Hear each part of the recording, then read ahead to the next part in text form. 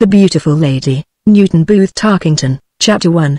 Nothing could have been more painful to my sensitiveness than to occupy myself, confused with blushes, at the center of the whole world as a living advertisement of the least amusing ballet in Paris. To be the day's sensation of the boulevards one must possess an eccentricity of appearance conceived by nothing short of genius, and my misfortunes had reduced me to present such to all eyes seeking mirth.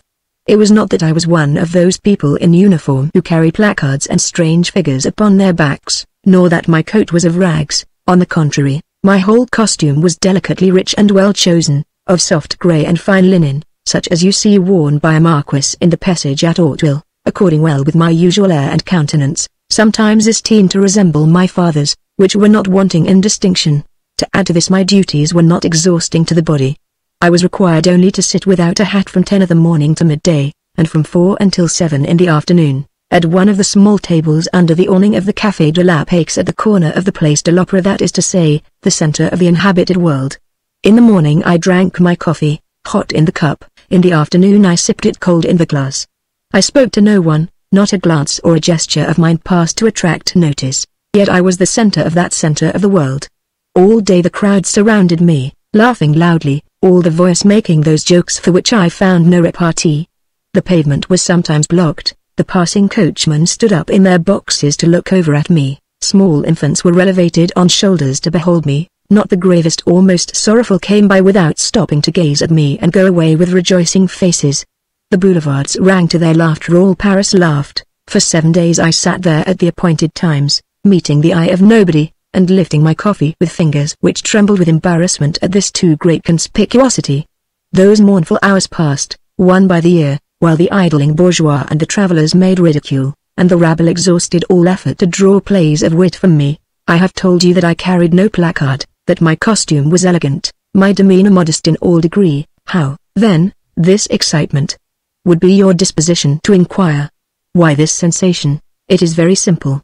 My hair had been shaved off, all over my ears, leaving only a little above the back of the neck, to give an appearance of far-reaching baldness, and on my head was painted, in so brilliant letters of distinctness: Theatre, Folie Rouge, Revue de Printemps, tous les soirs. Such was the necessity to which I was at that time reduced. One has heard that the North Americans invent the most singular advertising, but I will not believe they surpass the Parisian.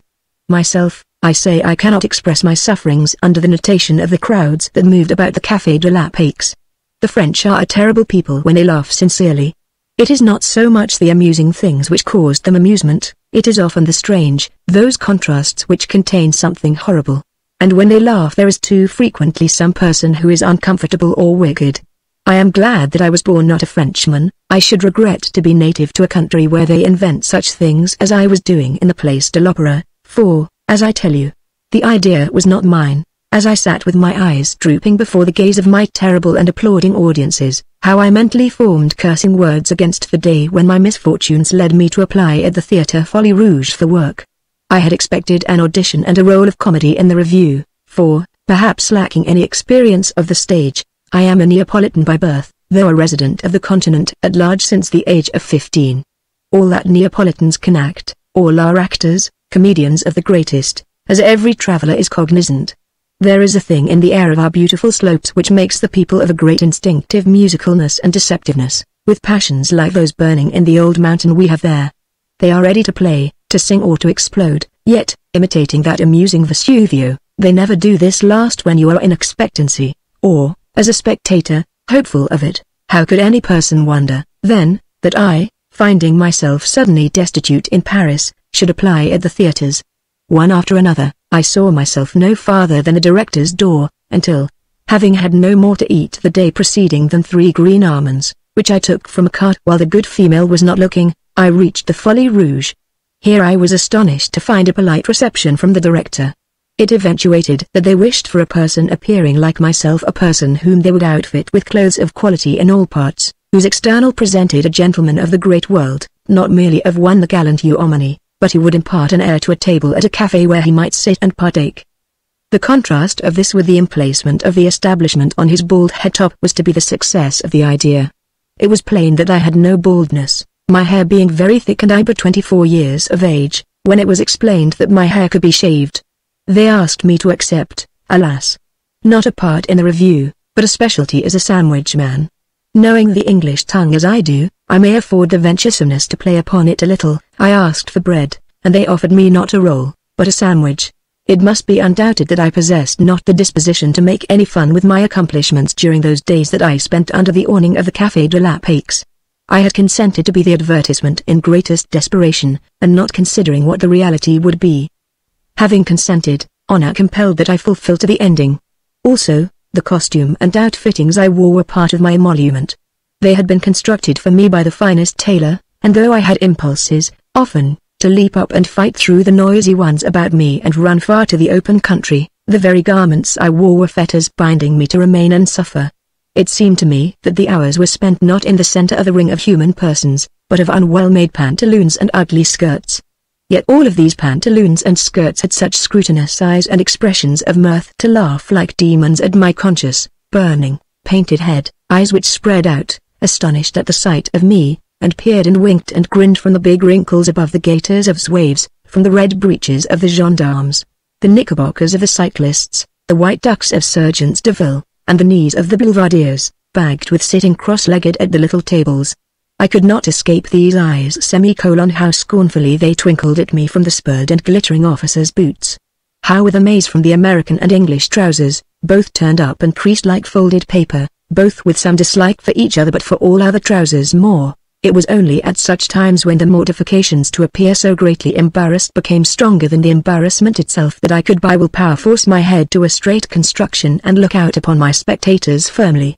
On the second day of my ordeal, so facing the laughers, I found myself facing straight into the monocle of my half-brother and ill-wisher, Prince Caravacioli. At this, my agitation was sudden and very great, for there was no one I wished to prevent perceiving my condition more than that old Antonio Caravacioli. I had not known that he was in Paris, but I could have no doubt it was himself, the monocle, the handsome nose, the toupee, the yellow skin, the dyed black moustache, the splendid height. It was indeed Caravacioli. He was costumed for the automobile, and threw but one glance at me as he crossed the pavement to his car, which was in waiting. There was no change, not of the faintest, in that frosted tragic mask of a countenance, and I was glad to think that he had not recognized me, and yet, how strange that I should care, since all his life he had declined to recognize me as what I was. Ah, I should have been glad to shout his age, his dyes, his artificialities, to all the crowd, so to touch him where it would most pain him. For was he not the vainest man in the whole world? How well I knew his vulnerable point, the monstrous depth of his vanity in that pretense of youth which he preserved through superhuman pains and a genius of the valley, most excellently. I had much to pay Antonio for myself, more for my father, most for my mother. This was why that last of all the world I would have wished that old fortune hunter to know how far I had been reduced. Then I rejoiced about that change which my unreal baldness produced in me, giving me a look of 40 years instead of 24. So that my oldest friend must take at least 3 stares to know me. Also, my costume would disguise me from the few acquaintances I had in Paris, if they chanced to cross the Seine, as they had only seen me in the shabbiest, while, at my last meeting with Antonio, I had been as fine in the coat as now, yet my encouragement was not so joyful that my gaze lifted often. On the very last day, in the afternoon when my observances were most and noisiest, I lifted my eyes but once during the final half-hour, but such a one that was. The edge of that beautiful grey pongee skirt came upon the lid of my lower eyelid like a cool shadow over hot sand. A sergeant had just made many of the people move away, so there remained only a thin ring of the laughing pantaloons about me, when this divine skirt presented its apparition to me.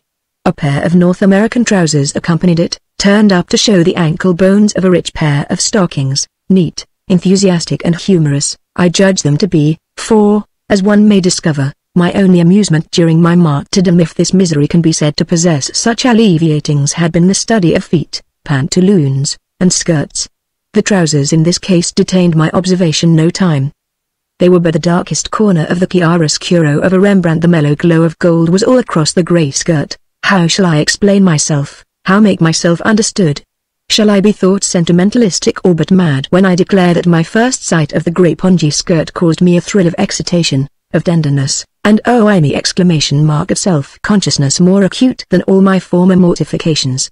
It was so very different from all other skirts that had shown themselves to me those sad days, and you may understand that, though the pantaloons far outnumbered the skirts, Many hundreds of the latter had also been objects of my gloomy observation. This skirt, so unlike those which had passed, presented at once the qualifications of its superiority.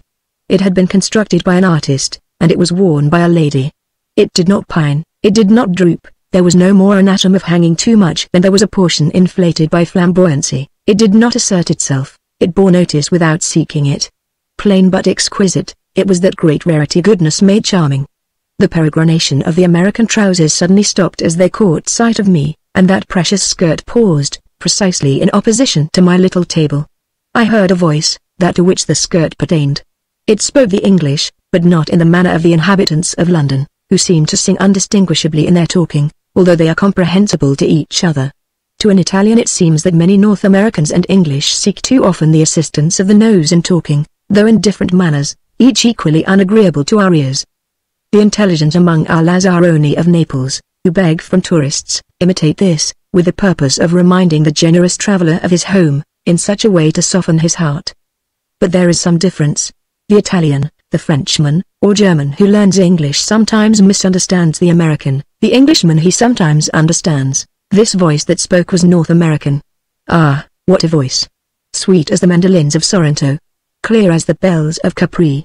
To hear it, was like coming upon sight of the almond blossoms of Sicily for the first time, or the tulip fields of Holland.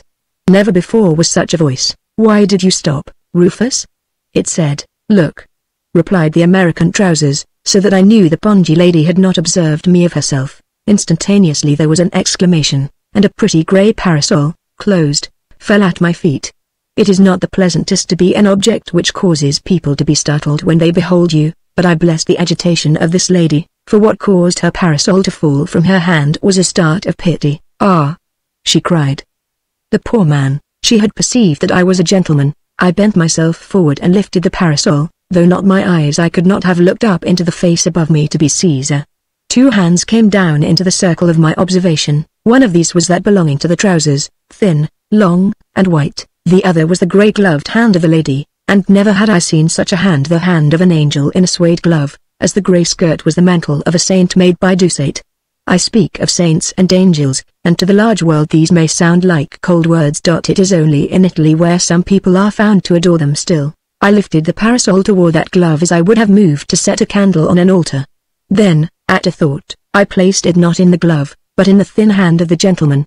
At the same time the voice of the lady spoke to me. I was to have the joy of remembering that this voice had spoken 4 words to me. "Je vous remercie, monsieur," it said. "Pardon."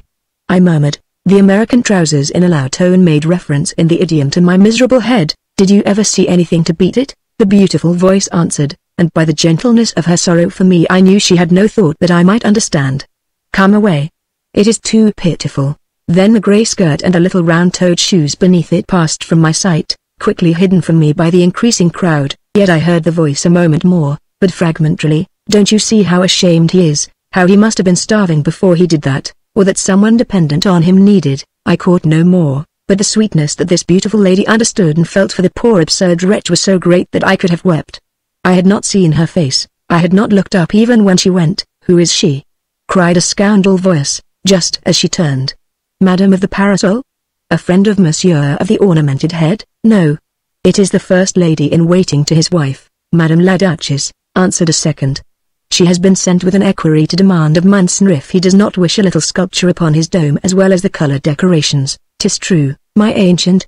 Another asked of me. I made no repartee, continuing to sit with my chin dependent upon my cravat, but with things not the same in my heart as formerly to the arrival of that grey ponchi, the grey glove, and the beautiful voice. Since King Charles the Mad, in Paris no one has been completely free from lunacy while the springtime is happening. There is something in the sun and the banks of the Seine. The Parisians drink sweet and fruity champagne because the good wines are already in their veins. These Parisians are born intoxicated and remain so. It is not fair play to require them to be like other human people. Their deepest feeling is for the arts, and, as everyone had declared, they are farces in their tragedies, tragic in their comedies. They prepare the last epigram in the tumbril, they drown themselves with enthusiasm about the alliance with Russia. In death they are witty, in war they have poetic spasms, in love they are mad. The strangest of all this is that it is not only the Parisians who are the insane ones in Paris. The visitors are none of them in behavior as elsewhere. You have only to go there to become as lunatic as the rest. Many travelers, when they have departed, remember the events they have caused. There is a person remembers in the morning what he has said and thought in the moonlight of the night. In Paris it is moonlight even in the morning, and in Paris one falls in love even more strangely than by moonlight. It is a place of glimpses, a veil fluttering from a motorcar, a little lace handkerchief fallen from a Victoria, a figure crossing a lighted window, a black hat vanishing in the distance of the avenues of the Tuileries. A young man writes a ballad and dreams over a bit of lace. Was I not, then, one of the least extravagant of this mad people? Men have fallen in love with photographs, those greatest of liars. Was I so wild, then, to adore this grey skirt, this small shoe, this divine glove, the golden honey voice of all in Paris, the only one to pity and to understand? Even to love the mystery of that lady and to build my dreams upon it? To love all the more because of the mystery? Mystery is the last word and the completing charm to a young man's passion. Few sonnets have been written to wives whose matrimony is more than 5 years of age, is it not so? Chapter 2. When my hour was finished and I in liberty to leave that horrible corner, I pushed out of the crowd and walked down the boulevard, my hat covering my sin, and went quickly. To be in love with my mystery, I thought, that was a strange happiness. It was enough. It was romance. To hear a voice which speaks 2 sentences of pity and silver is to have a chime of bells in the heart. But to have a shaven head is to be a monk. And to have a shaven head with a sign painted upon it is to be a pariah. Alas! I was a person whom the Parisians laughed at, not with. Now that at last my martyrdom was concluded, I had some shuddering, as when one places in his mouth a morsel of unexpected flavor. I wondered where I had found the courage to bear it, and how I had resisted hurling myself into the river, though, as is known, that is no longer safe, for most of those who attempt it are at once rescued, arrested, fined, and imprisoned for throwing bodies into the Seine, which is forbidden. At the theatre the frightful badge was removed from my head top and I was given 300 francs. The price of my shame, refusing an offer to repeat the performance during the following week. To imagine such a thing made me a choking in my throat, and I left the bureau in some sickness. This increased so much, as I approached the Madeleine, where I wished to mount an omnibus, that I entered a restaurant and drank a small glass of cognac. Then I called for writing papers and wrote to the good Mother Superior and my dear little nieces at their convent. I enclosed 250 francs, which sum I had fallen behind in my payments for their education and sustenance, and I felt a moment's happiness that at least for a while I need not fear that my poor brother's orphans might become objects of charity, a fear which, accompanied by my own hunger, had led me to become the joke of the boulevards. Feeling rich with my remaining 50 francs, I ordered the waiter to bring me a goulash and a carafe of blonde beer, after the consummation of which I spent an hour in the reading of a newspaper. Can it be credited that the journal of my perusement was the one which may be called the North American paper of the aristocracies of Europe? Also, it contains some names of the people of the United States at the hotels and elsewhere. How eagerly I scanned those singular columns! Shall I confess to what purpose? I read the long lists of uncontinental names over and over, but I lingered not at all upon those like Muriel, Hermione, Violet, and Sybil, nor over Bathurst, Skeffington, Sligo, and Covering Leg. No, my search was for the Sadies and Mommies, the Thompsons, Van Duzens, and Bradys. In that lies my preposterous secret. You will see to what infatuation those words of pity, that sense of a beautiful presence, had led me. To fall in love must one behold a face? Yes, at 30.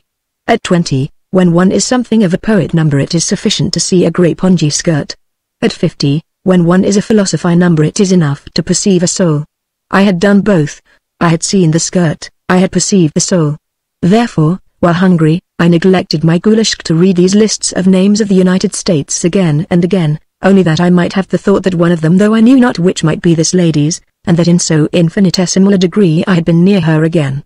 Will it be estimated extreme imbecility in me when I ventured the additional confession that I felt a great warmth and tenderness toward the possessors of all these names, as being, if not herself, at least her compatriots?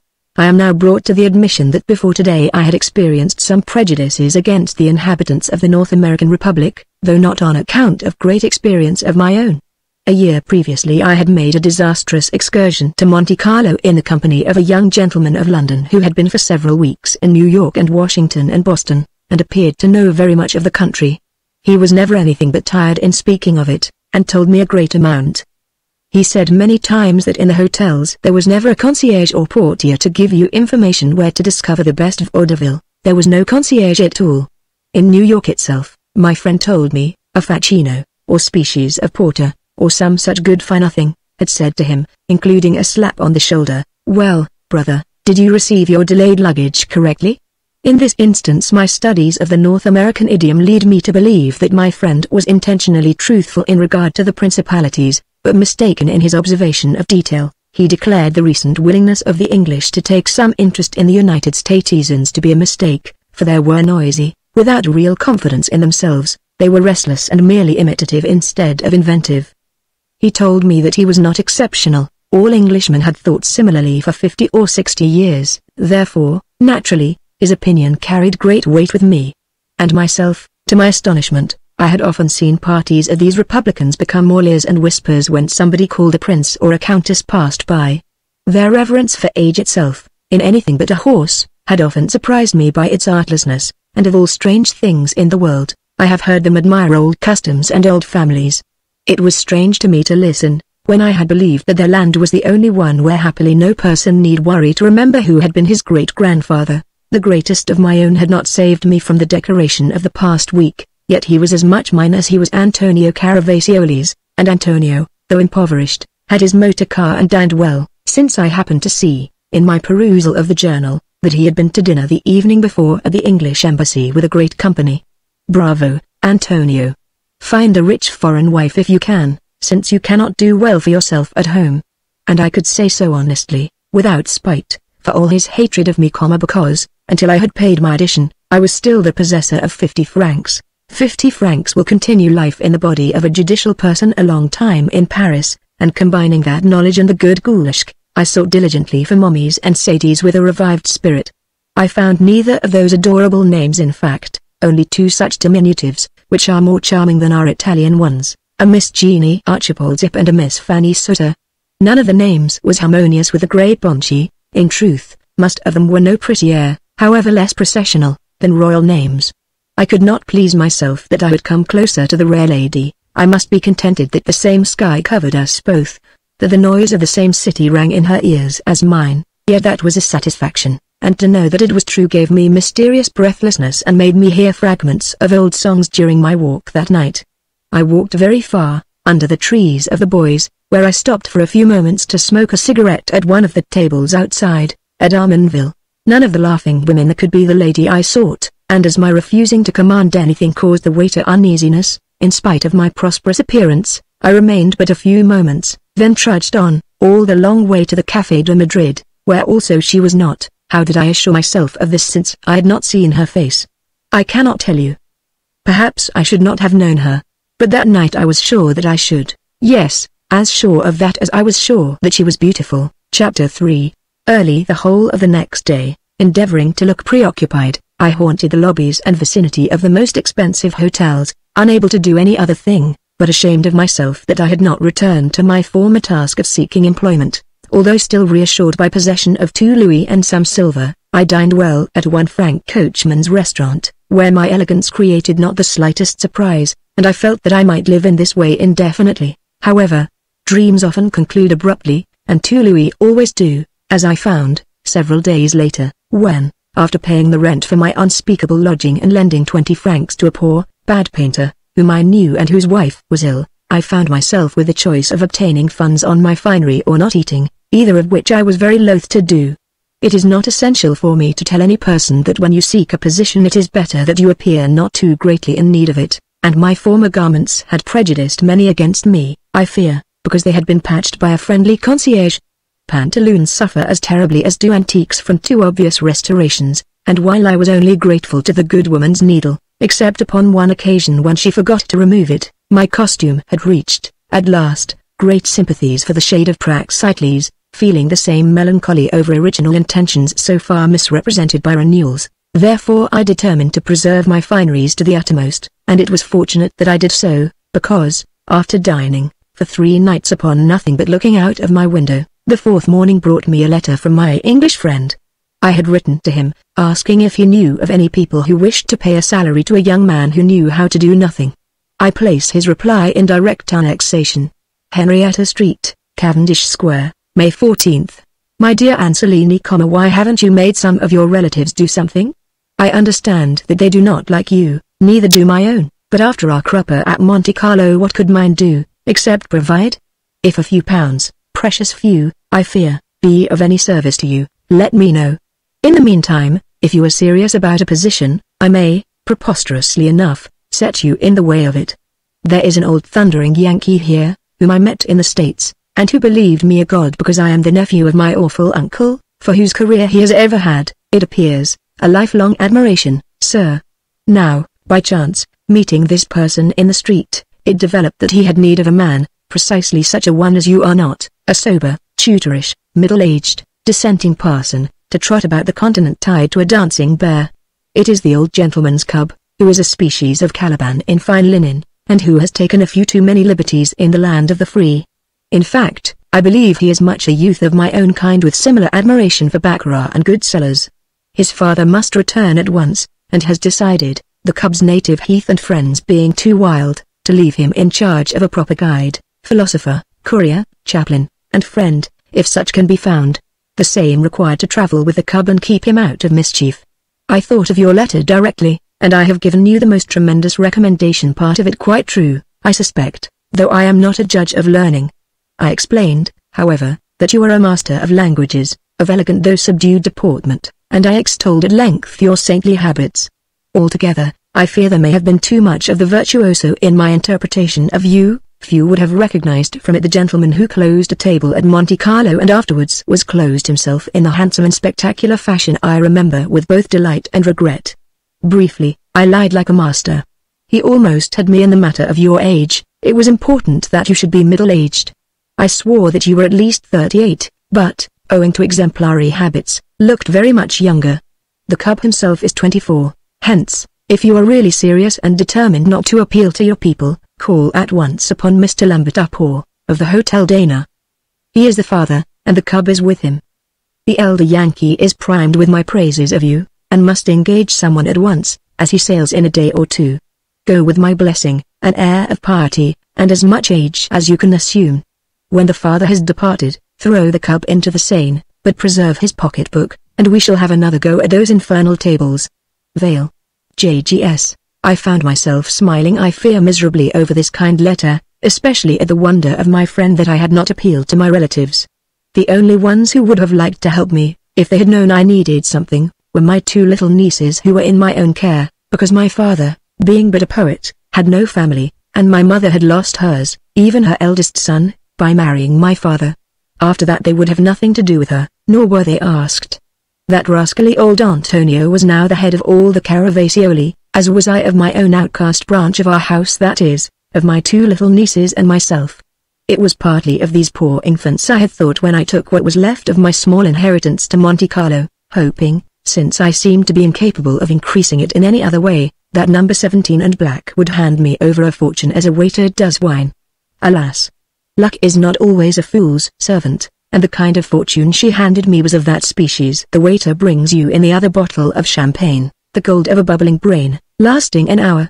After this there is always something evil to one's head, and mine, alas, was shaved. Half an hour after I had read the letter, the little paper flower makers in the attic window across from mine may have seen me shaving it without pleasure again. What else was I to do? I could not well expect to be given the guardianship of an erring young man if I presented myself to his parent as a gentleman who had been sitting at the Café de la Paix with his head painted. I could not wear my hat through the interview. I could not exhibit the thick 5 days stubble, to appear in contrast with the heavy fringe that had been spared. I could not trim the fringe to the shortness of the stubble. I should have looked like Pierrot. I had only, then, to remain bald, and, if I obtained the post, to shave in secret, a harmless and mournful imposition. It was well for me that I came to this determination. I believe it was the appearance of maturity which my head and dining upon thoughts lent me, as much as my friends' praises, which created my success with the amiable Mr. Lambert Upor. I witness that my visit to him provided one of the most astonishing interviews of my life. He was an instance of those strange beings of the Western Republic, at whom we are perhaps too prone to pass from one of ourselves to another the secret smile, because of some little imperfections of manner. It is a type which has grown more and more familiar to us, yet never less strange, the man in costly but severe costume, big, with a necessary great waistcoat, not noticing the loudness of his own voice, as ignorant of the thousand tiny things which we observe and feel as he would be careless of them, except for his wife, if he knew. We laugh at him, sometimes even to his face, and he does not perceive it. We are a little afraid that he is too large to see it, hence too large for us to comprehend, and in spite of our laughter we are always conscious of a force, yes, of a presence.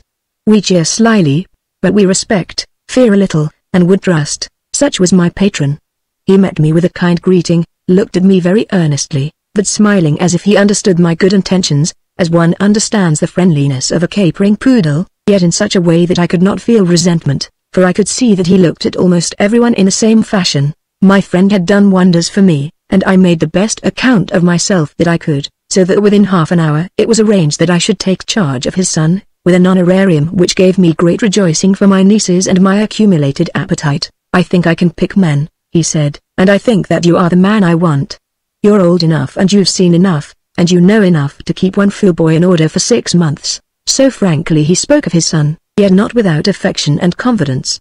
Before I left, he sent for the youth himself, Lambert Upor, Junior, not at all a Caliban, but a most excellent appearing, tall gentleman, of astonishingly meek countenance. He gave me a sad, slow look from his blue eyes at first, then with a brightening smile he gently shook my hand, murmuring that he was very glad in the prospect of knowing me better, after which the parent defined before him, with singular elaboration, my duties. I was to correct all things in his behavior which I considered improper or absurd. I was to dictate the line of travel, to have a restraining influence upon expenditures, in brief, to control the young man as a governess does a child. To all his parents' instructions poor Juno returned a dutiful nod and expressed perfect acquiescence. The following day the elder sailed from Cherbourg, and I took up my quarters with the son. Chapter 4. It is with the most extreme mortification that I record my ensuing experiences, for I felt that I could not honorably accept my salary without earning it by carrying out the parent poor's wishes. That first morning I endeavored to direct my pupil's steps toward the Musée de Cluny, with the purpose of inciting him to instructive study, but in the mildest, yet most immovable manner. He proposed Longchamps and the races as a substitute, to conclude with dinner at La Cascade and supper at Maxim's or the Café Blanche, in case we should meet engaging company. I ventured the vainest efforts to reason with him, making for myself a very uncomfortable breakfast, though without effect upon him of any visibility. His air was uninterruptedly mild and modest, he rarely lifted his eyes, but to my most earnest argument replied only by ordering more eggs and saying in a chastened voice, "Oh no, it is always best to begin school with a vacation." To Longchamps I should say at once that through this young man I soon became an amateur of the remarkable North American idioms, of humor and incomparable brevities often more interesting than those evolved by the 13 or more dialects of my own Naples. Even at our first breakfast I began to catch lucid glimpses of the intention in many of his almost incomprehensible statements. I was able, even, to penetrate his meaning when he said that although he was strong for aged parent, he himself had suffered much anguish from overwork of the earnest youth racket in his late travels, and now desired to create considerable trouble for Paris. Naturally, I did not wish to begin by antagonizing my pupil. An estrangement at the commencement would only lead to his deceiving me, or a continued quarrel, in which case I should be of no service to my kind patron, so that after a strained interval I considered it best to surrender. We went to Longchamps. That was my first mistake. The second was to yield to him concerning the latter part of his program. But opposition to Mr. Poor, Jr. had a curious effect of inutility. He had not in the least the air of obstinacy. Nothing could have been less like rudeness. He neither frowned nor smiled. No, he did not seem even to be insisting. On the contrary, never have I beheld a milder countenance, nor heard a pleasanter voice. Yet the young man was so completely baffling in his mysterious way that I considered him unique to my experience. Thus, when I urged him not to place large wagers in the passage, his whispered reply was strange and simple: "Watch me." This he conclusively said as he deposited another 1,000-franc note, which, within a few moments, accrued to the French government. Longchamps was but the beginning of a series of days and nights which wore upon my constitution, not indeed with the intensity of mortification which my former conspicuosity had engendered, yet my sorrows were stringent. It is true that I had been, since the age of 17, no stranger to the gaieties and dissipations afforded by the capitals of Europe. I may say I had exhausted these, yet always with some degree of quiet, including intervals of repose. I was tired of all the great foolishnesses of youth, and had thought myself done with them. Now I found myself plunged into more uproarious waters than I had ever known. I, who had hoped to begin a life of usefulness and peace, was forced to dwell in the midst of a riot, pursuing my extraordinary charge. There is no need that I should describe those days and nights. They remain in my memory as a confusion of bad music, crowds, motorcars and champagne, of which poor Junior was a distributing center. He could never be persuaded to the Louvre, the Carnavalet, or the Luxembourg. In truth, he seldom rose in time to reach the museums, for they usually close at 4 in the afternoon. Always with the same inscrutable meekness of countenance, each night he methodically danced the cake-walk at Maxim's or one of the Montmartre restaurants, to the cheers of acquaintances of many nationalities, to whom he offered libations with prodigal enormity. He carried with him, about the boulevards at night, in the highly powerful car he had hired, large parties of strange people, who would loudly sing airs from the Folie Rouge, to my unhappy shudderings, all the way from the fatiguing Bal Bullier to the Café de Paris, where the waiters soon became affluent. And how many of those gaily dressed and smiling ladies whose bright eyes met yours on the veranda of the Theatre Mariani were provided with excessive suppers and souvenir fans by the inexhaustible poor Junior. He left a trail of pink 100-franc notes behind him, like a running boy dropping paper in the English game, and he kept showers of gold louis dancing in the air about him, so that when we entered the various cafes or American bars a cheer, not vocal but to me of perfect audibility, went up from the hungry and thirsty and borrowing, and from the attendants. Ah, how tired I was of it, and how I endeavored to discover a means to draw him to the museums, and to Notre Dame and the Pantheon, and how many times did I unwillingly find myself in the too enlivening company of those pretty supper girls, and what jokings upon his head top did the poor bald gentleman not undergo from those same demoiselles with the bright A's, the wonderful hats, and the fluffy dresses. How often among those gay people did I find myself sadly dreaming of that grey pongee skirt and the beautiful heart that had understood. Should I ever see that lady? Not, I knew, alas. In the whirl about poor Junior. As soon look for a nun at the Café Blanche. For some reason I came to be persuaded that she had left Paris, that she had gone away, and I pictured her a little despairingly on the borders of Lucerne, with the white Alps in the sky above her, or perhaps listening to the evening songs on the Grand Canal, and I would try to feel the little rocking of her gondola, making myself dream that I sat at her feet. Or I could see the grey flicker of the pongee skirt in the twilight distance of cathedral aisles with a chant sounding from a chapel, and, so dreaming, I would start spasmodically, to hear the red-coated orchestra of a café blare out into Bedelia, and awake to the laughter and rouge and blague which the dear pongee had helped me for a moment to forget. To all places, poor Junior, though never unkindly, dragged me with him, even to make the balloonist enter the Porte Maillot on a windy evening. Without embarrassment I confess that I was terrified, that I clung to the ropes with a clutch which frayed my gloves, while poor Junior leaned back against the side of the basket and gazed upward at the great swaying ball, with his hands in his pockets, humming the strange ballad that was his favorite musical composition. The prettiest girl I ever saw, was sipping cider through a straw or haw, in that horrifying basket, scrambling for a foothold while it swung through arcs that were gulfs. I believed that my sorrows approached a sudden conclusion, but finding myself again upon the secure earth, I decided to come to an understanding with the young man. Accordingly, on the following morning, I entered his apartment and addresses myself to poor Junior as severely as I could, for, truthfully, in all his follies I had found no ugliness in his spirit, only a good-natured and inscrutable desire of wild amusement, reminding him of the authority his father had deputed to me, and having the venturesomeness to hint that the son should show some respect to my superior age. To my consternation he replied by inquiring if I had shaved my head as yet that morning. I could only drop in a chair, stammering to know what he meant. "Didn't you suppose I knew?" he asked, elevating himself slightly on his elbow from the pillow. 3 weeks ago I left my aged parent in London and ran over here for a day. I saw you at the Café de la Paix, and even then I knew that it was shaved, not naturally bald. When you came here I recognized you like a shot, and that was why I was glad to accept you as a guardian. I've enjoyed myself considerably of late, and you've been the best part of it, I think you are a wonderation. I wouldn't have any other governess for the world, but you surpass the orchestra when you beg me to respect your years.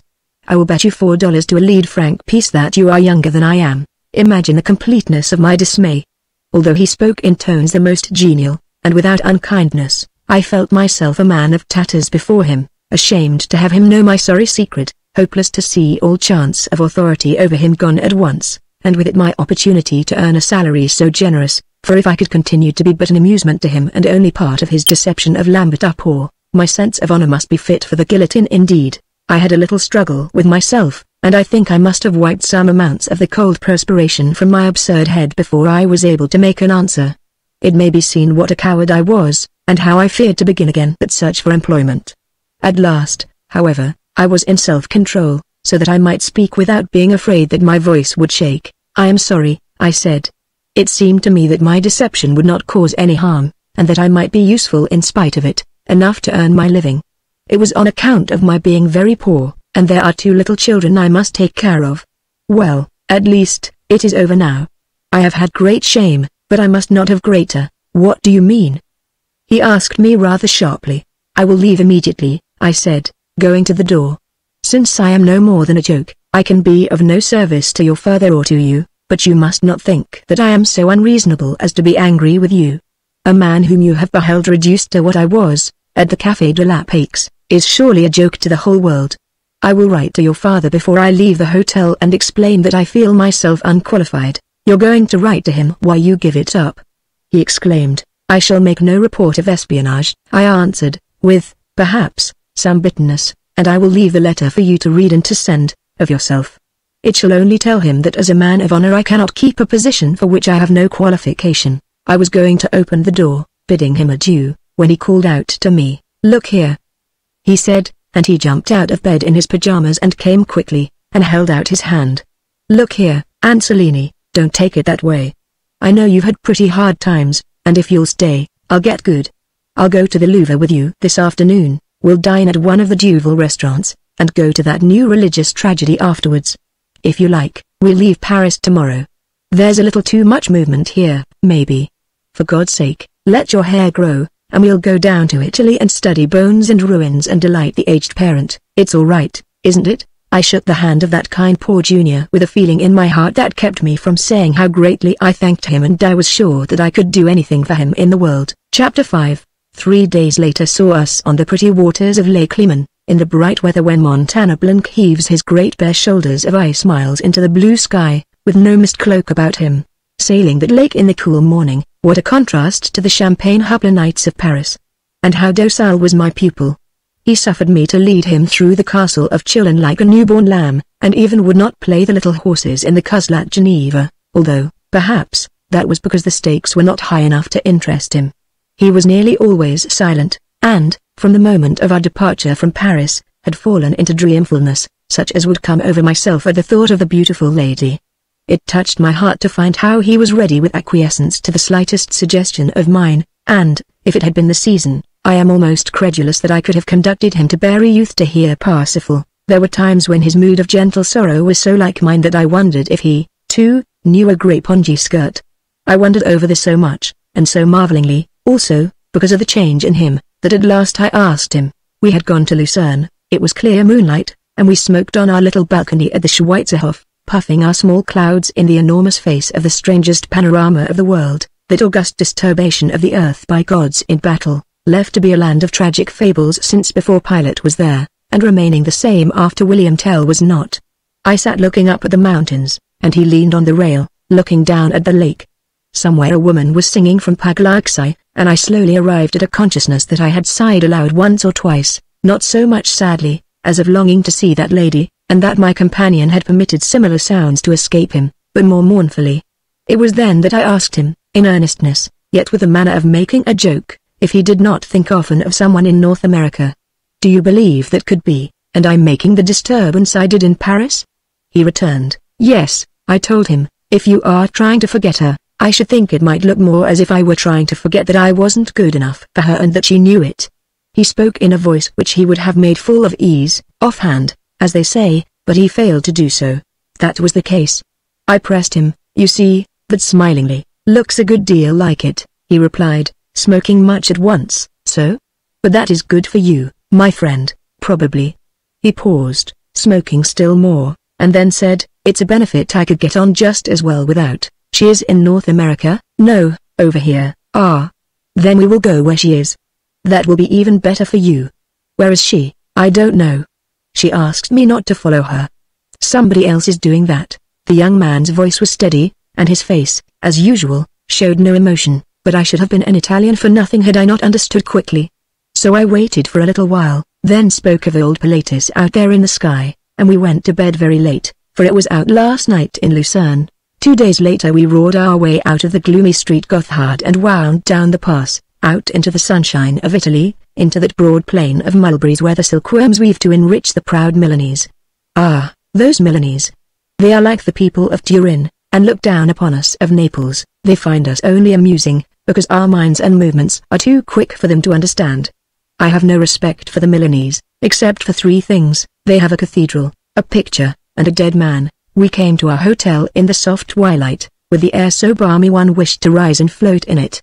This was the hour for the cathedral, therefore, leaving Leonardo and his fresco for the tomorrow, I conducted my uncomplaining ward forth, and through that big arcade of which the people are so proud, to the Duomo. Poor Junior showed few signs of life as we stood before that immenseness. He said patiently that it resembled the postals, and followed me inside the portals with languor. It was all grey hollowness in the vast place. The windows showed not any colour nor light, the splendid pillars soared up into the air and disappeared as if they mounted to heights of invisibility in the sky at night. Very far away, at the other end of the church it seemed, one lamp was burning, high over the transept. One could not see the chains of support nor the roof above it. It seemed a great star, but so much all alone. We walked down the long aisle to stand nearer to it, the darkness growing deeper as we advanced.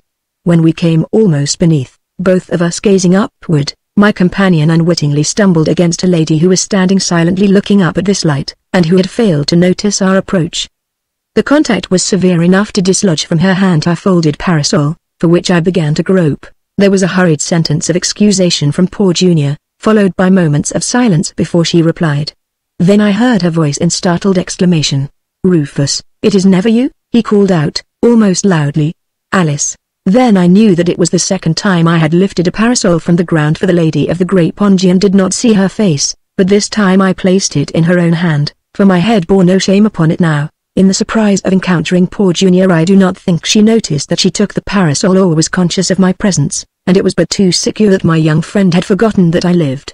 I think, in truth, I should have forgotten it myself, if it had not been for the leaping of my heart. Ah, that foolish dream of mine had proven true. I knew her, unmistaking, without doubt or hesitancy and in the dark. How should I know at the mere sound of her voice? I think I knew before she spoke. Poor Junior had taken a step toward her as she fell back. I could only see the 2 figures as 2 shadows upon shadow, while for them I had melted altogether and was forgotten. "You think I have followed you," he cried, "but you have no right to think it. It was an accident and you've got to believe me." "I believe you," she answered gently. "Why should I not? I suppose you want me to clear out again," he went on, "and I will, but I don't see why." Her voice answered him out of the shadow. "It is only you who make a reason why. I'd give anything to be friends with you. You've always known that. Why can't we be?" He said, sharply and loudly. "I've changed a great deal. I'm very sensible, and I'll never bother you again, that other way. Why shouldn't I see a little of you?" I heard her laugh then happily. It seemed to me, and I thought I perceived her to extend her hand to him, and that he shook it briefly, in his fashion, as if it had been the hand of a man and not that of the beautiful lady. "You know I should like nothing better in the world since you tell me what you do," she answered. "And the other man?" he asked her, with the same hinting of sharpness in his tone. "Is that all settled?" "Almost. Would you like me to tell you?" "Only a little please." His voice had dropped, and he spoke very quietly, which startlingly caused me to realize what I was doing. I went out of hearing then, very softly. Is it credible that I found myself trembling when I reached the twilit piazza?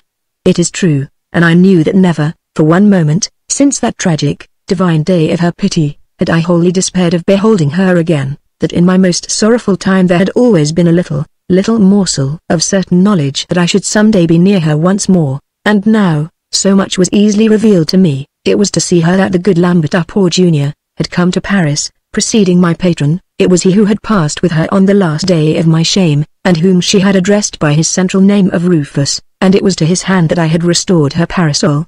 I was to look upon her face at last. I knew it, and to speak with her. Ah, yes, I did tremble. It was not because I feared she might recognize her poor slave of the painted head top, nor that poor Junior would tell her. I knew him now too well to think he would do that, had I been even that other of whom he had spoken, for he was a brave, good boy, that poor Junior. No, it was a trembling of another kind, something I do not know how to explain to those who have not trembled in the same way, and I came alone to my room in the hotel, still trembling a little and having strange quickness of breathing in my chest. I did not make any light, I did not wish it, for the precious darkness of the cathedral remained with me, magic darkness in which I beheld floating clouds made of the dust of gold and vanishing melodies. Any person who knows of these singular things comprehends how little of them can be told, but to those people who do not know of them, it may appear all great foolishness. Such people are either too young, and they must wait, or too old, they have forgotten. It was an hour afterward, and poor Junior had knocked twice at my door, when I lighted the room and opened it to him. He came in, excitedly flushed, and, instead of taking a chair, began to walk quickly up and down the floor. "I'm afraid I forgot all about you, Aunt Selene," he said, "but that girl I ran into is a Miss Landry, whom I have known along." I put my hand on his shoulder for a moment and said, "I think I am not so dull, my friend." He made a blue flash at me with his eyes, then smiled and shook his head. "Yes, you are right," he answered, re-beginning his fast pace over the carpet. "It was she that I meant in Lucerne. I don't see why I should not tell you. In Paris she said she didn't want me to see her again until I could be friendly the old way instead of something considerably different, which I'd grown to be. Well, I've just told her not only that I'd behave like a friend, but that I'd changed and felt like one. Pretty much of a lie that was." He laid, without any amusement. "But it was successful, and I suppose I can keep it up. At any rate, we're going over to Venice with her and her mother tomorrow. Afterwards, we'll see them in Naples just before they sail, to Venice with them." I could not repress crying out, "Yes, we join parties for 2 days," he said, and stopped at a window and looked out attentively at nothing before he went on, "It won't be very long, and I don't suppose it will ever happen again. The other man is to meet them in Rome. He's a countryman of yours, and I believe it's about settled." He pronounced these last words in an even voice, but how slowly. Not more slowly than the construction of my own response, which I heard myself making. "This countryman of mine, who is he? One of your kind of Kentucky colonels?" Poor Junior laughed mournfully. At first I did not understand, then it came to me that he had sometimes previously spoken in that idiom of the nobles, and that it had been his custom to address one of his Parisian followers, a vicomte, as colonel. "What is his name?" "I can't pronounce it, and I don't know how to spell it," he answered. "And that doesn't bring me to the verge of the grave. I can bear to forget it, at least until we get to Naples." He turned and went to the door, saying, cheerfully, "Well, old horse thief," such had come to be his name for me sometimes, and it was pleasant to hear, "we must be dressing. They're at this hotel, and we dine with them tonight." Chapter 6. How can I tell of the lady of the Poggia now that I beheld her? Do you think that, when she came that night to the salon where we were awaiting her, I hesitated to lift my eyes to her face because of a fear that it would not be so beautiful as the misty sweet face I had dreamed would be hers? Ah, no. It was the beauty which was in her heart that had made me hers, yet I knew that she was beautiful. She was fair, that is all I can tell. I cannot tell of her eyes, her height, her mouth. I saw her through those clouds of the dust of gold. She was all glamour and light. It was to be seen that everyone fell in love with her at once, that the chef d'orchestre came and played to her, and the waiters, you should have observed them, made silly, tender faces through the great groves of flowers with which poor Junior had covered the table. It was most difficult for me to address her, to call her Miss Landry. It seemed impossible that she should have a name, or that I should speak to her except as you. Even, I cannot tell very much of her mother, except that she was adorable because of her adorable relationship. She was florid, perhaps, and her conversation was of commonplaces and echoes, like my own, for I could not talk. It was poor Junior who made the talking, and in spite of the spell that was on me, I found myself full of admiration and sorrow for that brave fellow. He was all gaieties and little stories in a way I had never heard before. He kept us in quiet laughter. In a word, he was charming. The beautiful lady seemed content to listen with the greatest pleasure. She talked very little, except to encourage the young man to continue. I do not think she was brilliant, as they call it, or witty. She was much more than that in her comprehension, in her kindness, her beautiful kindness. She spoke only once directly to me, except for the little things one must say. "I am almost sure I have met you, Signor Anselini." I felt myself burning up and knew that the conflagration was visible. So frightful a blush cannot be prevented by willpower, and I felt it continuing in hot waves long after poor Junior had effected salvation for me by a small joke upon my cosmopolitanism. Little sleep visited me that night. The darkness of my room was luminous and my closed eyes became painters, painting so radiantly with divine colors, painters of wonderful portraits of this lady. Gallery after gallery swam before me, and the morning brought only more. What a ride it was to Venice that day. What magical airs we rode through, and what a thieving old trickster was time, as he always becomes when one wishes hours to be long. I think poor Junior had made himself forget everything except that he was with her and that he must be a friend. He committed 1,000 ridiculousnesses at the stations. He filled one side of the compartment with the pretty Chianti bottles, with terrible cakes, and with fruits and flowers. He never ceased his joking, which had no tiresomeness in it, and he made the little journey one of continuing, happy laughter. And that evening another of my foolish dreams came true. I sat in a gondola with the Lady of the Great Pongi to hear the singing on the Grand Canal not, it is true, at her feet, but upon a little chair beside her mother. It was my place to be, as I had been all day, escort to the mother, and guide and courier for that small party. Contented enough was I to accept it. How could I have hoped that the most blessed mother would grant me so much nearness as that? It was not happiness that I felt, but something so much more precious, as though my heartstrings were the strings of a harp, and sad, beautiful arpeggios ran over them. I could not speak much that evening, nor could poor Junior. We were very silent and listened to the singing, our gondola just touching the others on each side, those in turn touching others, so that a musician from the barge could cross from one to another, presenting the hat for contributions. In spite of this extreme propinquity, I feared the collector would fall into the water when he received the offering of poor Junior. It was gras, milor. Graz. 100 times, with bows and grateful smiles indeed. It is the one place in the world where you listen to a bad voice with pleasure, and none of the voices are good. They are harsh and worn with the night singing, yet all are beautiful because they are enchanted. They sang some of our own Neapolitan songs that night, and last of all, the loveliest of all, La Luna Nova. It was to the cadence of it that our gondoliers moved us out of the throng, and it still drifted on the water as we swung, far down, into sight of the lights of the Lidos. Luna d'argenta fallo sonar, barcielo in front non lodestar. Not so sweetly came those measures as the low voice of the beautiful lady speaking them. One could never forget it, never. She said. I might hear it 1,000 other times and forget them, but never this first time. I perceived that poor Junior turned his face abruptly toward hers at this, but he said nothing, by which I understood not only his wisdom but his forbearance. Strangely enough, she went on, slowly, that song reminded me of something in Paris. Do you remember? She turned to poor Junior. That poor man we saw in front of the Café de la Paix with the sign painted upon his head? Ah, the good knight, with its friendly cloak. The good, kind knight, I remember, he answered, with some shortness. A little faster, boatman. I don't know what made it, she said, I can't account for it, but I've been thinking of him all through that last song. Perhaps not so strange, since one may know how wildly that poor devil had been thinking of her. I've thought of him so often, the gentle voice went on. I felt so sorry for him. I never felt sorrier for anyone in my life. I was sorry for the poor, thin cab horses in Paris, but I was sorrier for him. I think it was the saddest sight I ever saw.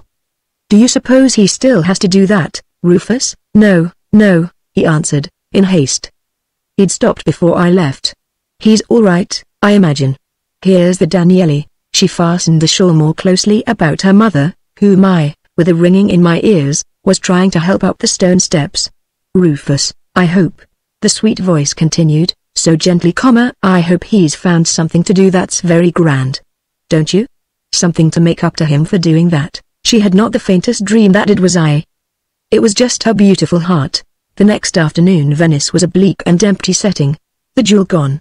How vacant it looked, how vacant it was. We made not any effort to penetrate the galleries. I had no heart to urge my friend. For us the whole of Venice had become one bridge of sighs, and we sat in the shade of the piazza, not watching the pigeons, and listening very little to the music. There are times when St. Mark's seems to glare at you with Byzantine cruelty, and Venice is too hot and too cold. So it was then. Evening found us staring out at the Adriatic from the terrace of a café on the Lido, our coffee cold before us. Never was a greater difference than that in my companion from the previous day. Yet he was not silent. He talked of her continually, having found that he could talk of her to me, though certainly he did not know why it was or how. He told me, as we sat by the grey growing sea, that she had spoken of me. She liked you very much, he said. She told me she liked you because you were quiet and melancholy. Oh Lord, though, she likes everyone, I suppose. I believe I'd have a better chance with her if I hadn't always known her. I'm afraid that this damn Italian, I beg your pardon, Ansolini exclamation mark. Ah, no, I answered. It is sometimes well said, I'm afraid his picturesqueness as a Kentucky colonel appeals to her too much. And then he is new to her, a new type. She only met him in Paris, and he had done some things in the Abyssinian War. What is his rank? I asked. He's a prince.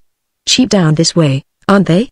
I only hope, and poor Junior made a groan, it isn't going to be the old story and that he'll be good to her if he gets her. Then it is not yet a betrothal? Not yet. Mrs. Landry told me that Alice had liked him well enough to promise she'd give him her answer before she sailed, and that it was going to be yes. She herself said it was almost settled. That was just her way of breaking it to me. I fear you have given up, my friend. What else can I do? I can't go on following her, keeping up this play at second cousin, and she won't have anything else. Ever since I grew up she's been rather sorrowful over me because I didn't do anything but try to amuse myself. That was one of the reasons she couldn't care for me, she said, when I asked her. Now this fellow wins, who hasn't done anything either, except his one campaign. It's not that I ought to have her, but while I suppose it's a real fascination, I'm afraid there's a little glitter about being a princess. Even the best of our girls haven't got over that yet. Well, about me she's right. I've been a pretty worthless sort. She's right. I've thought it all over. 3 days before they sail we'll go down to Naples and hear the last word, and whatever it is we'll see them off on the Princess Irene. Then you and I'll come north and sail by the first boat from Cherbourg. Aye? I stammered. Yes, he said. I'm going to make the aged parent shout with unmanly glee. I'm going to ask him to take me on as a hand. He'll take you, too. He uses something much like 1,000 Italians, and a man to manage them who can talk to them like a Dutch uncle is what he has always needed. He liked you, and he'll be glad to get you. He was a good friend, that poor Junior, you see, and I shook the hand that he offered me very hard, knowing how great would have been his embarrassment had I embraced him in our own fashion. And perhaps you will sail on the Princess Irene, after all, I cried. No.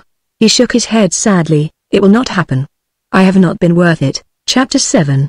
That Naples of mine is like a soiled coronet of white gems, sparkling only from far away. But I love it altogether, near or far, and my heart would have leapt to return to it for its own sake, but to come to it as we did, knowing that the only lady in the world was there. Again, this is one of those things I possess no knowledge how to tell, and that those who know do know. How I had longed for the time to come, how I had feared it, how I had made pictures of it, yet I feared not so much as my friend, for he had a dim, small hope, and I had none. How could I have? I, a man whose head had been painted? I, for whom her great heart had sorrowed as for the thin, beaten cab horses of Paris. Hope? All I could hope was that she might never know, and I be left with some little shred of dignity in her eyes, who cannot see that it was for my friend to fear. At times, with him, it was despair, but of that brave kind one loves to see, never a quiver of the lip, no winking of the eyes to keep tears back.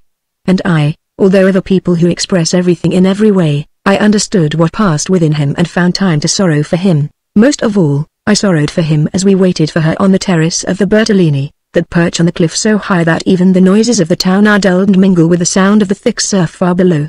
Across the city, and beyond, we saw, from the terrace, the old mountain of the Warm Heart, smoking amiably, and the lights of Tor del Greco at its feet, and there, across the bay, I beheld, as I had nightly so long ago, the lamps of Castellamare, of Sorrento, then, after a stretch of water, a twinkling which was Capri. How good it was to know that all these had not taken advantage of my long absence to run away and vanish, as I had half feared they would. Those who have lived here love them well, and it was a happy thought that the beautiful lady knew them now, and shared them. I had never known quite all their loveliness until I felt that she knew it too. This was something that I must never tell her, yet what happiness there was in it. I stood close to the railing, with a rambling gaze over this enchanted earth and sea and sky, while my friend walked nervously up and down behind me. We had come to Naples in the late afternoon, and had found a note from Mrs. Landry at our hotel, asking us for dinner. Poor Junior had not spoken more than twice since he had read me this kind invitation, but now I heard a low exclamation from him, which let me know he was approaching, and that foolish trembling got hold of me again as I turned. Mrs. Landry came first, with outstretched hand, making some talk excusing delay, and, after a few paces, followed the loveliest of all the world. Beside her, in silhouette against the white window lights of the hotel, I saw the very long, thin figure of man, which, even before I recognized it, carried a certain ominousness to my mind. Mrs. Landry, in spite of her florid contentedness, had sometimes a fluttering appearance of trivial agitations, "The prince came down from Rome this morning," she said nervously, and I saw my friend throw back his head like a man who declines the eye bandage when they are going to shoot him. "He is dining with us. I know you will be glad to meet him." The beautiful lady took poor Junior's hand, more than hers, for he seemed dazed, in spite of the straight way he stood, and it was easy to behold how white his face was. She made the presentation of us both at the same time, and as the other man came into the light, my mouth dropped open with wonder at the singular chances which the littleness of our world brings about. "Prince Caravacioli, Mr. Poor. And this is Signor Ansolini." It was my half-brother, that told Antonio. Chapter 8. Never lived any person with more possession of himself than Antonio. He bowed to each of us with the utmost amiability, and for expression all one saw of it was a little streak of light in his eyeglass. "It is yourself, Raphael?" he said to me, in the politest manner, in our own tongue, the others thinking it some commonplace, and I knew by his voice that the meeting was as surprising and as exasperating to him as to me. Sometimes dazzling flashes of light explode across the eyes of blind people. Such a thing happened to my own. Now, in the darkness, I found myself hot all over with a certain rashness that came to me. I felt that anything was possible if I would but dare enough. "I am able to see that it is the same yourself," I answered, and made the faintest eye turn toward Miss Landry. Simultaneously bowing, I let my hand fall upon my pocket, a language which he understood, and for which, the blessed mother be thanked, he perceived that I meant to offer battle immediately, though at that moment he offered me an open smile of benevolence. He knew nothing of my new cause for war. There was enough of the old. The others were observing us. "You have met?" asked the gentle voice of Miss Landry. "You know each other?" "Exceedingly," I answered, bowing low to her. "The dinner is waiting in our own salon," said Mrs. Landry, interrupting. She led the way with Antonio to an open door on the terrace where servants were attending, and such a forest of flowers on the table and about the room as almost to cause her escort to stagger, for I knew, when I caught sight of them, that he had never been wise enough to send them. Neither had poor Junior done it out of wisdom, but because of his large way of performing everything, and his wish that loveliest things should be a background for that lady. Alas for him! Those great jars of perfume, orchids and hyacinths and roses, almost shut her away from his vision. We were at a small round table, and she directly in opposition to him. Upon her right was Antonio, and my heart grew cold to see how she listened to him, for Antonio could talk. At that time he spoke English even better than I, though without some knowledge of the North American idiom which my travels with poor Junior had given me. He was one of those splendid egoists who seem to talk in modesty, to keep themselves behind scenes, yet who, when the curtain falls, are discovered to be the heroes, after all, though shown in so delicate a fashion that the audience flatters itself in the discovery. And how practical was this fellow, how many years he had been developing his fascinations. I was the only person of that small company who could have a suspicion that his moustache was dyed, that his hair was toupee, or that hints of his real age were scorpions and adders to him. I should not have thought it, if I had not known it. Here was my advantage. I had known his monstrous vanity all my life. So he talked of himself in his various surreptitious ways until coffee came, Miss Landry listening eagerly, and my poor friend making no effort, for what were his quiet United States absurdities compared to the whole world gaieties and Abyssinian adventures of this Othello, particularly for a young girl to whom Antonio's type was unfamiliar? For the first time I saw my young man's brave front desert him. His mouth drooped, and his eyes had an appearance of having gazed long at a bright light. I saw that he, unhappy one, was at last too sure what her answer would be. For myself, I said very little. I waited. I hoped and believed Antonio would attack me in his clever, disguised way, for he had always hated me and my dead brother, and he had never failed to prove himself too skillful for us. In my expectancy of his assault there was no mistake. I comprehended Antonio very well, and I knew that he feared I might seek to do him an injury, particularly after my inspired speech and gesture upon the terrace. Also, I felt that he would, if possible, anticipate my attempt and strike first. I was willing, for I thought myself in possession of his vulnerable point, never dreaming that he might know my own. At last, when he, with the coffee and cigarettes, took the knife in his hand, he placed a veil over the point. He began, laughingly, with the picture of a pickpocket he had helped to catch in London. London was greatly inhabited by pickpockets, according to Antonio's declaration. Yet, he continued, it was nothing in comparison to Paris. Paris was the rendezvous, the world's home, for the criminals, adventurers, and rascals if the world, English, Spanish, South Americans, North Americans, and even Italians, one must beware of people one had met in Paris. Of course, he concluded, with a most amiable smile, there are many good people there also. That is not to be forgotten. If I should dare to make a risk on such a trifle, for instance, I would lay wager that you— he nodded toward Poor Junior— made the acquaintance of Anselini in Paris? This was of the greatest ugliness in its underneath significance, though the manner was disarming. Antonio's smile was so cheerful, his eyeglass so twinkling, that none of them could have been sure he truly meant anything harmful of me, though Poor Junior looked up, puzzled and frowning. Before he could answer I pulled myself all together, as they say, and leaned forward, resting my elbows upon the table. It is true, and I tried to smile as amiably as Antonio. These coincidences occur. You meet all the great frauds of the world in Paris. Was it not there? I turned to Mrs. Landry. That you met the young prince here? At this there was no mistaking that the others perceived. The secret battle had begun and was not secret. I saw a wild gleam in Poor Junior's eyes, as if he comprehended that strange things were to come, but, the face of distress and wonder upon Mrs. Landry, who beheld the peace of both the prince and a dinner assailed, and, alas, the strange and hurt surprise that came from the lady of the Ponchi.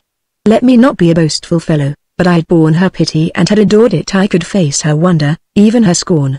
It was in the flash of her look that I saw my great chance and what I must try to do.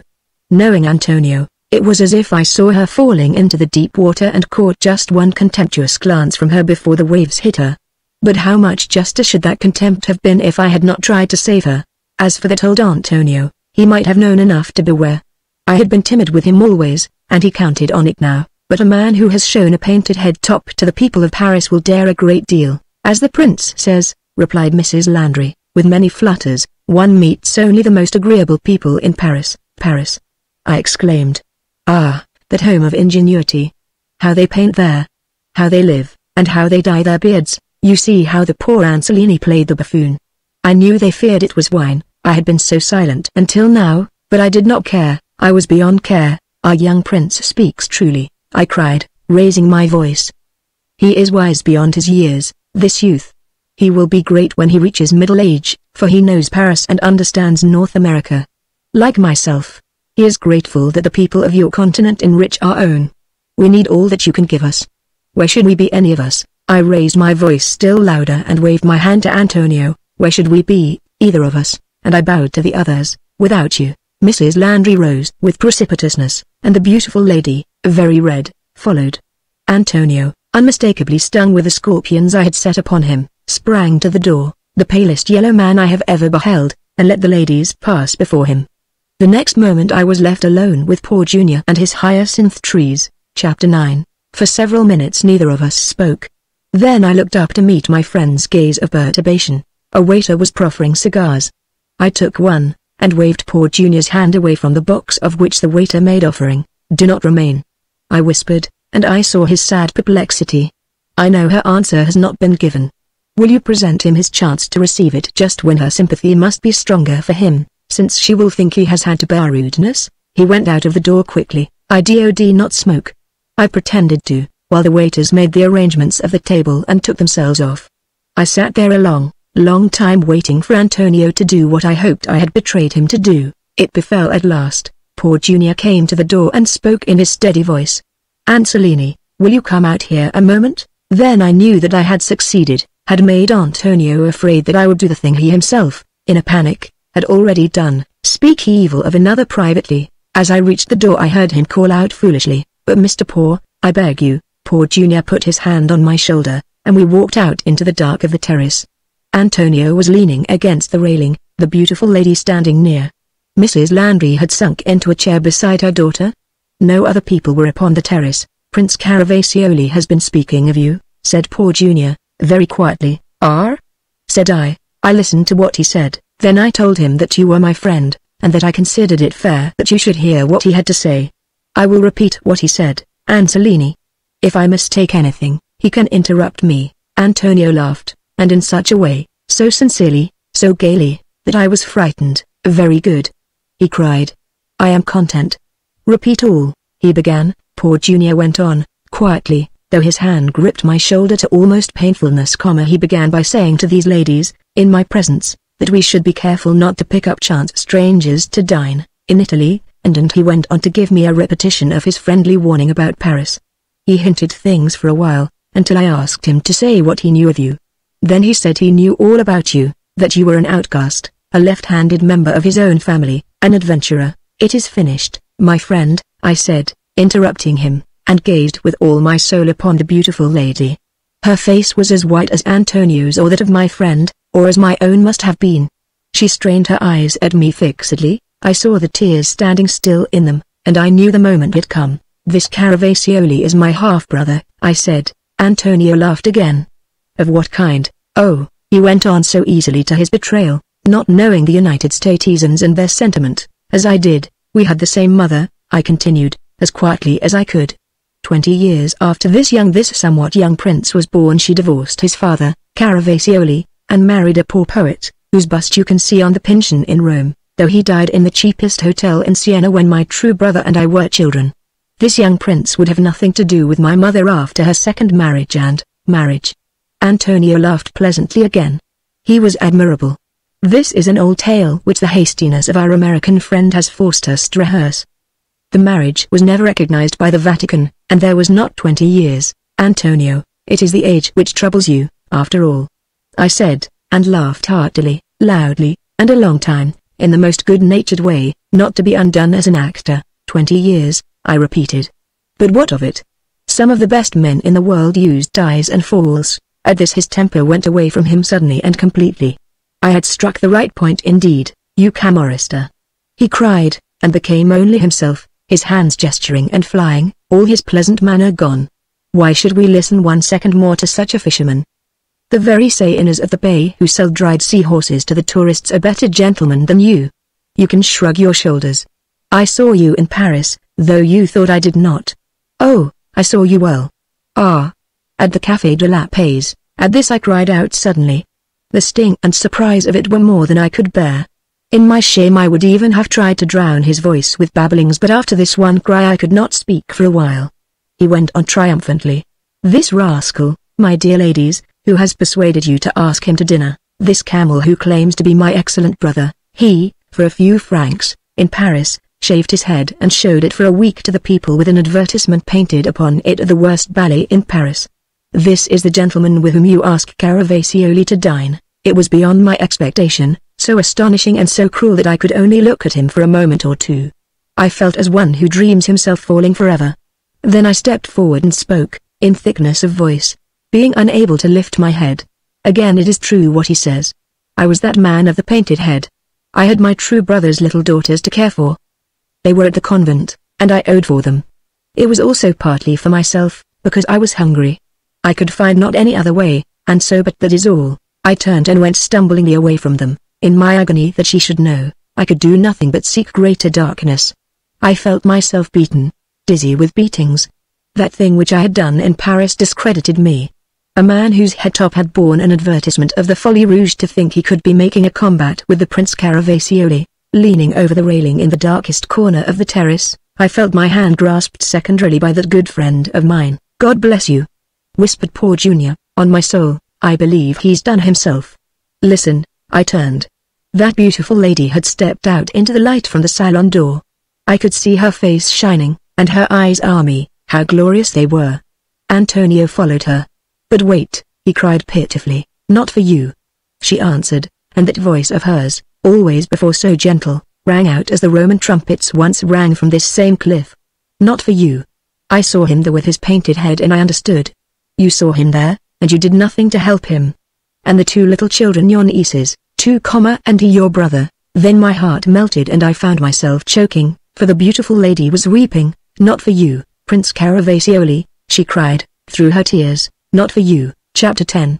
All of the beggars in Naples, I think, all of the flower girls and boys, I am sure, and all the wandering serenaders, I will swear, were under our windows at the Vesuve, from 6 o'clock on the morning the Princess Irene sailed, and there need be no wonder when it is known that poor Junior had thrown handfuls of silver and 5-lira notes from our balcony to strolling orchestras and singers. For 2 nights before, they wakened us with Adieu, La Bella Napoli, Adieu, Adieu, sung to the departing benefactor. When he had completed his toilet and his coffee, he showed himself on the balcony to them for a moment. Ah! What resounding cheer for the signore, the great North American nobleman. And how it swelled to a magnificent thundering when another largesse of his came flying down among them. Who could have reproved him? Not Raphael Ansolini, who was on his knees over the bags and rugs. I think I even made some prolongation of that position, for I was far from assured of my countenance, that bright morning. I was not to sail in the Princess Irene with those dear friends. Ah no. I had told them that I must go back to Paris to say goodbye to my little nieces and sail from Boulogne, and I am sure they believed that was my reason. I had even arranged to go away upon a train which would make it not possible for me to drive to the dock with them. I did not wish to see the boat carry them away from me, and so the farewells were said in the street in all that crowd. Poor Junior and I were waiting at the door when the carriage galloped up. How the crowd rushed to see that lady whom it brought to us, blushing and laughing. Clouds of gold dust came before my eyes again. She wore once more that ineffable grey ponche. Servants ran forward with the effects of poor Junior, and we both sprang toward the carriage. A flower girl was offering a great basket of loose violets. Poor Junior seized it and threw them like a blue rain over the two ladies. Bravo!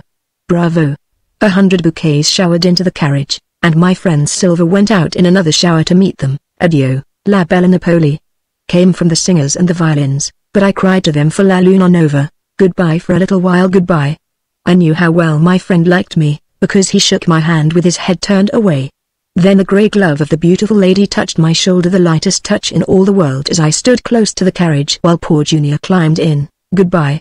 Thank you and God bless you, she said, in a low voice. And I knew for what she thanked me. The driver cracked his whip like an honest Neapolitan. The horses sprang forward.